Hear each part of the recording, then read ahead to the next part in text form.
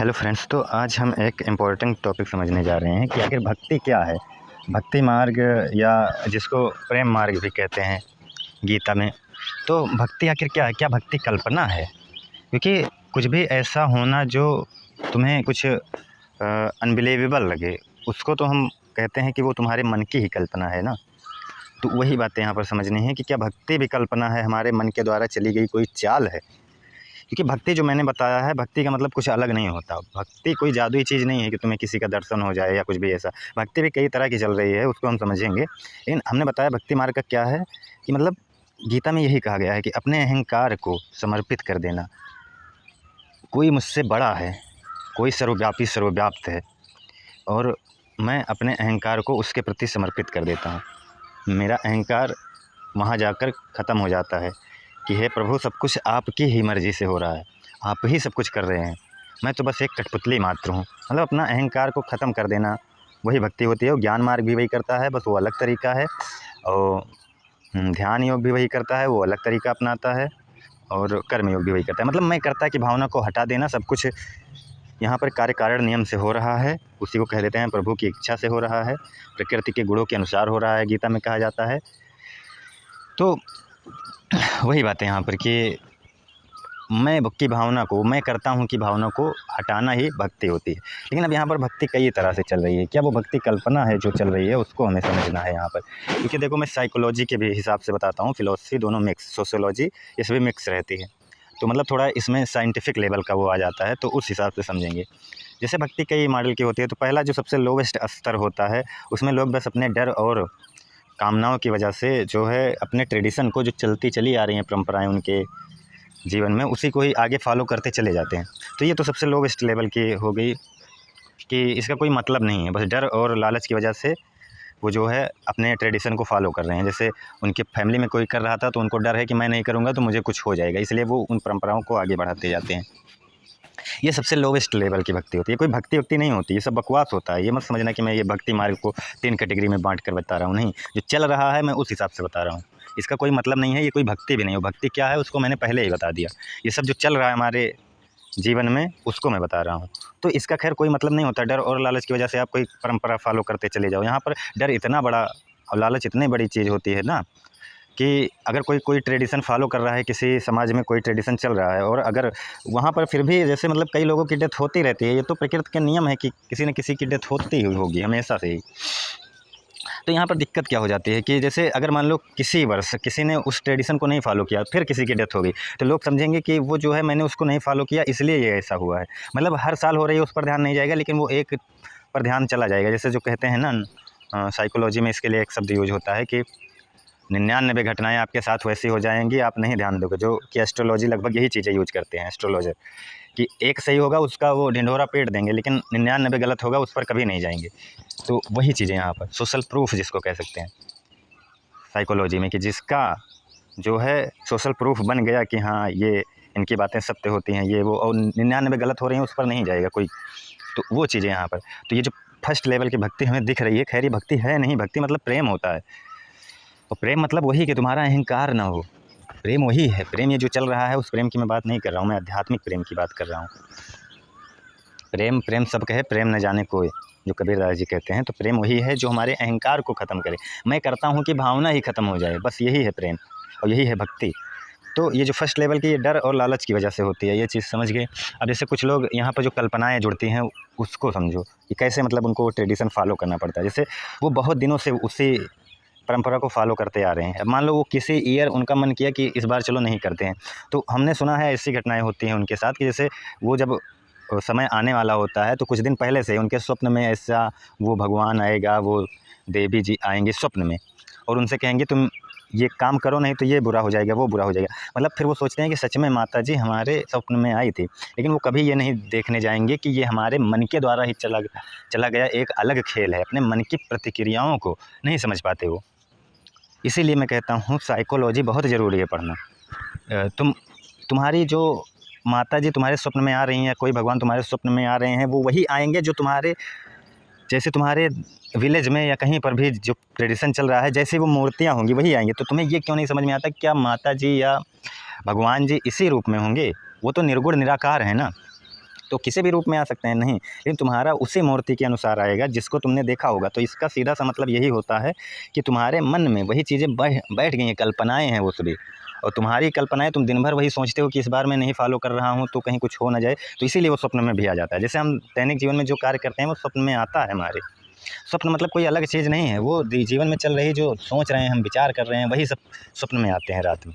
बस स्वप्न कोई पैरानॉर्मल चीज़ नहीं होती, ये बकवास में नहीं फंसना है। स्वप्न क्या है कि जो हमारे विचार दिन भर चलते हैं उसी का रात में रिफ्लेक्शन हो जाना एक हिसाब से, वही होता है स्वप्न।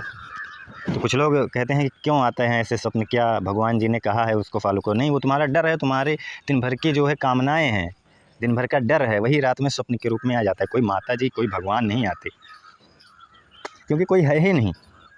तो तुम्हारा अहंकार उस रूप में तुमसे वो करवा लेता है, क्योंकि डर तो है ही। अहंकार मजबूत कैसे होता है? डर, लालच, लोभ, मोह, ईर्ष्या, इन्हीं सबसे अहंकार मजबूत हो जाता है।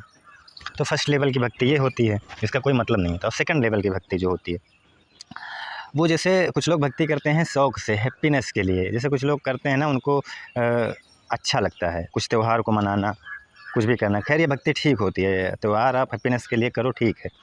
लेकिन आप डर या लालच से करो, जो मैंने फर्स्ट लेवल की बताई, तो वो नहीं सही है, वो आपकी कल्पनाएँ ही हैं। तो साइकोलॉजी यही कहेगी कि तुम जो है अपनी ही कल्पनाओं में जी रहे हो। बड़े बड़े ज्ञानियों ने भी यही कहा है कि तुम सोचते हो किसी भगवान का तुम्हें दर्शन हो रहा है, अनुभव हो रहा है। ये अनुभव, दर्शन, जादू, चमत्कार, ये सब तुम्हारे मन की ही सब गढ़ी हुई कल्पनाएँ हैं। क्यों इन सब में मतलब फंसे हो? ये कल्पना है तुम्हारे मन का, उस मन को देखो ना, उन विचारों को देखो पहले। तुम कौन हो खुद का ही नहीं पता है, और तुम मतलब खुद ही भी कुछ भी कर रहे हो, तुम कुछ हो ही नहीं पहली बात तो। और जो थर्ड लेवल की भक्ति होती है उसको हम समझते हैं। सेकंड लेवल की बस हैप्पीनेस के लिए वैसे थोड़ा बहुत जो कुछ लोग कर देते हैं, थोड़ा इधर उधर से त्यौहार मना लेना, कभी कभी मंदिर चले जाना, वहाँ कुछ प्रतिक्रियाएँ दे देना, भावुक हो जाना, ये सेकंड लेवल की भक्ति। खैर हैप्पीनेस के लिए ठीक है। और थर्ड लेवल की जो भक्ति होती है वो, जैसे आपने देखा होगा कि लोग मूर्ति के पास जाने पर बहुत इमोशनल हो जाते हैं, बहुत मतलब उनके अंदर जैसे इतना प्रेम भाव होता है। अब प्रेम भाव नहीं कह सकते उसको, क्योंकि प्रेम अलग हो जाएगा। मूर्ति के पास जाने के बाद वो बहुत इमोशनल हो जाएंगे, उनको लगेगा कि जैसे एक हिसाब से कह सकते हैं कि भगवान जी, उनको उस मूर्ति में भगवान जी दिख रहे हैं। इतने इमोशनल होंगे, उनसे बात करेंगे, कुछ भी करेंगे, मतलब जैसे लगता है कोई सच में उनको कुछ दिख रहा है उसमें। तो ये आखिर किस लेवल की भक्ति होती है? ये क्या है आखिर? क्या उनको सच में उस मूर्ति में कोई दिख रहा है, या कुछ भी ऐसा कुछ सुनाई दे रहा है? तो मैंने एक बात यहाँ पर बताई है कि यदि आपको कुछ दिख रहा है, कुछ सुनाई दे रहा है, स्वप्न में कुछ आ रहा है, तो ये आपके मन की कल्पना है बस। ये बात यहाँ पर समझना। कुछ पैरानॉर्मल होने का क्या मतलब है? पैरानॉर्मल जैसा कुछ नहीं है, साइकोलॉजी ने सब प्रूव किया है। ये जो तुम इमोशनल हो जाते हो, वो भी तुम्हारे अहंकार का एक अलग तरह से प्रतिक्रिया है। ये चीज़ तुम नहीं समझ पाते। तुम्हारा अहंकार ही तुमको वहाँ इमोशनल कर रहा है, और बाहर निकलने पर देखो फिर तन कर चलने लगते हो। ये चीज़ें तुम क्यों नहीं समझते? जैसे ये अपर लेवल की भक्ति में मान सकता हूँ इसको, कि चलो कम से कम उस मूर्ति के पास तो तुम्हारा अहंकार लगभग डाउन हुआ है। लेकिन एक बात यहाँ ये समझनी है कि वो अहंकार की अलग चाल है। कभी कभी अपने आप को छोटा दिखाना भी अहंकार की चाल होती है। जैसे कुछ लोग कहते नहीं हैं कि लव के मैटर में, कि जैसे कहते हैं कि जब ब्रेकअप हो जाता है तो ये कहते हैं जाओ तुम खुश रहो, बस मैं यही चाहता हूँ, ये है वो तुम। तो वहाँ पर ये जो जाओ खुश रहो है, ये उनका त्याग भी उनके अहंकार को ही प्रदर्शित करता है। उनको लगता है कि चलो, उनके अंदर ये अहंकार होता है कि चलो मैं उसको जाने दे रहा हूँ, मतलब वो दिल से थोड़ी जाने को कह रहे हैं, वहाँ भी उनका अहंकार है, लेकिन वो अहंकार की अलग चाल है। ये चीज़ें वो नहीं समझ पाते। तो मैं तुम्हें छोड़ रहा हूँ, मैं तुम्हें जाने दे रहा हूँ, जाओ तुम खुश रहो जहाँ जाओ, बस मैं यही चाहता हूँ, ये भी अहंकार की अलग चाल होती है। तो वैसे ही यहाँ पर भी वो इमोशनलिटी भी अहंकार की अलग चाल होती है।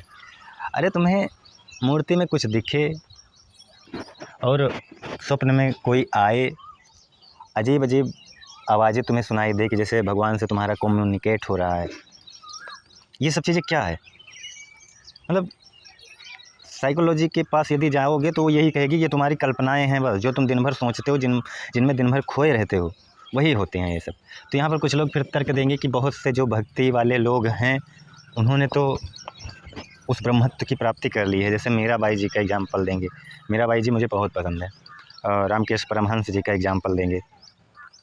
ऐसे एग्जाम्पल देंगे वो कि उनको उस मूर्ति में ही तो कृष्ण दिखते थे, ये भी तो यहाँ पर वो तर्क रखेंगे।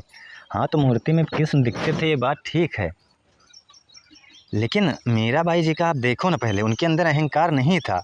इसका मतलब ये नहीं है कि उनको उस मूर्ति में कृष्ण दिखते थे, इसका मतलब ये है कि उनके अंदर अहंकार नहीं था। कृष्ण दिखते नहीं थे, उन्होंने कृष्ण को माना ही था। उनको मूर्ति में ही नहीं, उनको सब कुछ कृष्ण ही दिखते थे। देखो, एक होता है जो मन की कल्पनाएं होती हैं, वो क्या होती हैं कि जैसे तुमको किसी पर्सनल जगह पर ही वो चीज़ें दिखेंगी, उसके बाद फिर वो उसका कोई मतलब भी नहीं रह जाएगा। कोई पर्सनल जगह पर, जैसे आप मूर्ति के पास जाओगे तभी आपको वो दिखेंगे, या किसी पर्सनल आवाज़ सुनाई देगी, या स्वप्न में वो चीज़ें आएंगी। लेकिन मीराबाई जी के साथ ऐसा नहीं था, वो कृष्णमयी ही हो गई थी, उनका अहंकार उनके अंदर था ही नहीं। वो धीरे धीरे भक्ति में इतनी लीन हो गई कि वो प्रेम, उनके अंदर प्रेम था कृष्ण के प्रति। तो वो अलग चीज़ें हैं, और नहीं तो वो अहंकार की ही चाल होती है कि तुम्हें इमोशनल कर दे, तुम्हें अजीब अजीब सी आवाज़ सुनाई दे, उसके बाद स्वप्न में तुम्हारे भगवान जी प्रकट हों। ये सभी बस तुम्हारे अहंकार की अलग चाल है, तुम समझ नहीं पाते बस। और रामकृष्ण परमहंस जी का देखो तो उनको, मैंने जहाँ तक सुना है कि ज्ञान की प्राप्ति नहीं हो रही थी, तो उनसे किसी ने कहा कि इस बार यदि तुम्हें काली माता जी का दर्शन हो तो तुम उनको तलवार से काट दो। बहुत हिम्मत करके वो कहते हैं मैं माता जी को कैसे काट सकता हूँ, क्योंकि इसलिए उनको कहा गया क्योंकि वो जो मूर्ति बन रही थी बार बार उनके मन में, मतलब जो भक्ति करने जाते थे वो उनकी कल्पनाओं से ही बन रही थी, इसीलिए उनका अहंकार नहीं हट रहा था। और जब उन्होंने तलवार से उस इमेज को काट दिया, तब उनको ज्ञान की प्राप्ति होगी कि ये तो मेरे द्वारा बनाई गई कल्पनाएं ही थी। और मीराबाई जी के साथ भी ऐसा ही कुछ हुआ होगा कि उन्होंने भी उस मूर्ति के प्रति अपने अहंकार को समर्पित कर दिया था। वो मूर्ति में उनको कृष्ण नहीं दिख रहे थे, उनको कृष्ण सब कुछ कृष्णमयी ही था उनके लिए, कृष्ण ही सब कुछ थे उनके लिए। तो ये कल्पना नहीं है। कल्पना तो वो होती है कि तुम कुछ भी कल्पना कर ले जाओ, तुम्हें कुछ अनबिलीवेबल चीज़ें दिखने लगे, तुम्हारे साथ कुछ जादुई चीज़ें होने लगी, ये सब फालतू की बकवास हैं सिर्फ। अब कुछ लोग यहाँ तर्क देंगे फिर कि जैसे मीराबाई जी को शायद जहर भी दिया गया था, तो जहर क्यों नहीं काम किया। देखो, कोई भी चीज़ें, मैंने बताया है प्लेसेबो नोसेबो इफेक्ट जो कि साइकोलॉजी यूज करता है। तो यदि तुम्हारा मन जो है उस पर बिलीव नहीं कर रहा है, जैसे आपको कोई मेडिसिन दी गई और बिलीव नहीं है, तो वो दवा का असर भी नहीं होगा, क्योंकि आपका हार्मोन सपोर्ट नहीं करेगा। दवा क्या करती है, हार्मोनल सपोर्ट देती है। तो ऐसे हो सकता है मीराबाई जी को जहर दिया गया हो और उनका तो मन अलग ही खोया हुआ है, कृष्ण में ही लीन है वो, और कृष्ण में लीन है तो वो जहर का असर कम हुआ हो, बस यही है। ऐसा नहीं कि जहर का असर नहीं हुआ होगा, कम हुआ होगा, उतना इफेक्ट नहीं डाला होगा, बस यही बातें हैं। क्योंकि मन ही सभी प्रवृत्तियों की जड़ है। जब मन आपका उस तरह का नहीं है, तुम्हारा मन कृष्ण में लीन है, तो तुम्हें जहर कहाँ से असर करेगा। ये चीज़ें मैं कह रहा हूँ। मतलब आधा, जैसे कहते हैं ना कि सांप किसी को काट लिया तो उस जहर से पहले उसका डर हावी हो जाता है, और डर की वजह से जहर बहुत तेज़ असर कर देता है। मतलब आदमी डर के वजह से ज़्यादा जल्दी मर जाता है अपेक्षा जहर पहुंचने से। ये चीज़ें हैं यहाँ पर। तो सब कुछ क्या कल्पनाएं होती हैं।